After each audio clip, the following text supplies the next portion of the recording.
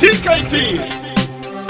Unity is power and can bring peace and love. Arasi Masawi. I welcome you to Straight Talk.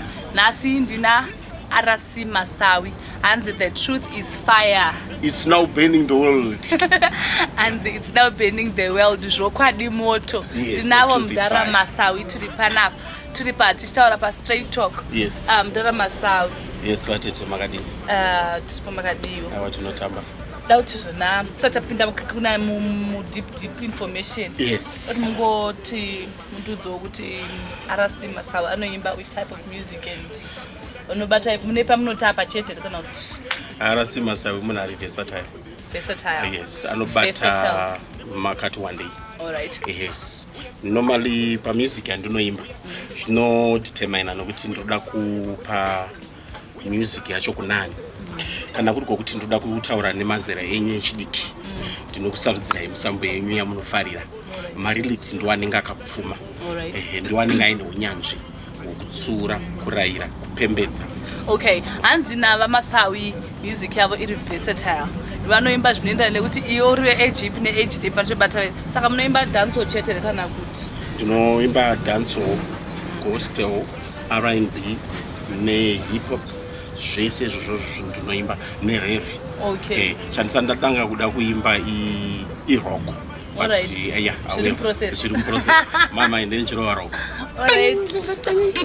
Alright. But ni age yenyu mudara. Handisandaziva makore but ndakakutarisai kuti mimi ne age yenyu munopinda sema studios. Vapana mune musangano kuti vapana tudiki and pamwe almost your sons or daughters age. Munenge musingambonyarere kana kuti chi. Mune makore mangani? Right. Kutange ndapindura mubvunzo wako wawabvunza. Hapana chinhu chinonzi kunyadzisa pakuimba. Alright. Hapana chinhu chinonzi kunyadzisa paentertainment. Alright. Right. Ndichitaura mazuva aya ndiri kureva kuti iko zvinezvi tine vanhu vanoimba vakwegura. But takakutarisai vanoimba vakwegura vai pamwe anenge achimboimba akagara but imimi yaso energetic zvekuti munokwanisa kutojambisa mafans tivana tikingisa kuti kutojamba Arasi Masawi ari pastage ngona but like kana makangomira no one can tell kuti this one is an artist because already appearance yekunzi inenge ishotaza mino mudhara tonoita nezveyavo mudhara mukunzisa vanhu tikutaura saka ndabvunza kuti inini mune makore mangani? Iko zvinezvi ndine 47 years. 47 years. Yeah. Okay. Saka zviri kunakidza here. I believe you have gone kuma-studios akawandisa. Yeah, ma-studios ndakumaziva. I have been to so many studios, yes, that's very true. Munozviona sei? Is it because of your money kana kuti mukutotambirwa chaizvo nevanhu? Munozviona sei? Because pamwe pane pekuti vanhu vanenge vada kutoimba but asina mari yekustudio but maybe because maybe mashanda you can go to whatever studio yamuri kuda kuenda muchingonobudisa mari yenyu muchingonorekodi. Aiwa, hazvisiri izvo. Haisi nyaya yekuti mari. Aiwa, nyaya yemari ibvise. Inyaya yekugona.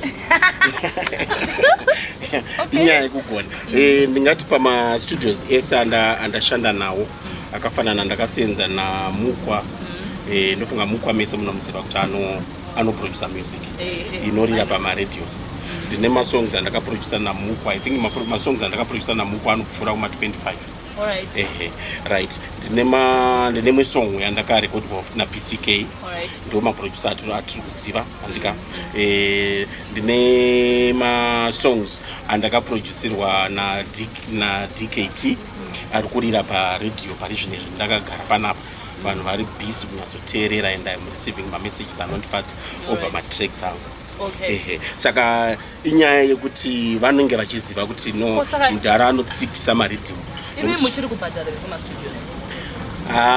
Ndakada kuti nditi pane mastudio andakati ndasvika ndobva ndanzi mudhara panapa toda mari yakati ini ndinongoona kuti aiwa vana pastudio panodawo magetsi anoda kubhadharwa. Iwo mwana wacho aswera achishanda achirekodha kwakungosumuka ipapo nezera rangu iri ndine vana vane mazera ari kuproducer music yacho ndinongonzwa zvichindiremera ndinosiyawo something. Muri kuzvigona sei imimi kuma-producers kuradhiyo kuma-DJs muri kuzvifambisa sei? Because iko zvinezvi zvikuziva kuti you have to pay a certain fee kuti uridzi kana uri DJ ni ikauta DJ yani kana unobhadhirwa something. Imi mukubhadhira mari and to which DJs and to which radio stations? You are going to be surprised neanswer yangu. Handina so far DJ andati ndapa mari yangu. kuti mari yenda unondiridza. Okay. Aiwa hapana. Ndinotonzwawo vanhu vanenge batidzawo maradios avo mudzimotikari kuti kumudara muri kurira kapa station yakati kuti nditoziva kuti DJ wacho ndoupandiridza handitombozivi ndotovatsvagawo kuti vanenge varidzawo masongs angu vandiudzewo ndigozivanawo navo. But currently ndine track rinonzi Chipinge randakaedza kuimba pamaererano nechipinge zviya zvokuti vanhu vanongoti wakataura nezvekuchipinge vanhu vobva vati kumushonga wakangoti zvichipinge vobva vati kunozodai aiwa ini ndakati kwete kune zvinhu zvakanaka zvinobva kuchipinge vanhu zvavasingatauri. Kuchipinge ndokunobva masamba atinonwa isusu. Kuchipinge ndokunobva mabhanana amunodya vese amasanspan vanorinaya nechipinge. Kuchipinge kune nzungu dzinonzi makedhemu unodziziva right avanhu havataure nezvazvo. Kuchipinge kunorimwa cotton unoziva. Kuchipinge kune madima kune matumbe kune zvinhu zvakati wandei hazvitaurwe nezvazvo. Saka ndakaona sokuti regai ndimbochenesawo dzimwe nzvimbo dziri polluted nemashoko asiri right like Chipinge. Saka ndine song inonzi Chipinge iko zvinezvi iri kuplaywa zvayo paDiamond FM yakavhura manje manje kwaMutare. Yes. kwaMutare kwesongo. kwaMutare yakasvika sei songo yedu ikoko kwaMutare? Songo yakasvika sei kwaMutare? Aiwa kuri kanganwa kuti Mutare iri muZimbabwe. Alright, that's what made makatonyera because vanhu vamwe vanoti like vamaartist ata semagara muindustry muta basa rekutsikirira maartist muchiwati ava muti maupcoming chimbomira yafana because nemagara muindustry dzakamuchenderero. Rega ndikutaurire shoko rakanaka pamusoro pekuti pane maupcoming. Dai ndaiva one of the DJs handitika I was going to be very happy kunzwa kuti pane munhu ari kuita zvinomupa pundutso zvinozosimudzira nyika inei mangwana. I would be very happy nekuti chaanenge achiedza kuita munhu uyu tingatoti DJ ngaape feedback yekuti munin'ina track rako rauya mutarinzwa asi wakatadza pakati nepakati nepakati kungotora kwakurigarira utsinye ndo hapana utsinye unopfuura ipapo nekuti mwana anenge abuditsa mari yake anenge akwira mari yebhazi kukwira transport achienda kumastudios asvika kustudio kuya kwaanosvika usikobhadhariswa abhadhariswa kustudio kuya zvese apedza hapana chabuda aendesa kuredio kwacho haana kana feedback from the radio which I think it's not right. So ndikukumbira kuti kana kuri kokuti zvanzi maDJs musaite utsinye kutora maCDs evana muchiwaisa pasi muchivagarira vana kozi mari yavari kuburitsa vanoda kuzowana something out of kuimba hakusi kungoimba kuimbira mahara. Ndinonzi Tracy tichiri paStraight Talk ndina mudhara RC Masawi izvezvi mudhara RC Masawi vachazongoti raundira takubva tatokata mongodudzawo zvamunongofunga kuti iri kusvika kupi music yedu kuti takatoguma. Right, music haina kuguma. Music iri kuenderera mberi and hakuna chinonzi marylics ekuimba anopera because upenyu hauperi.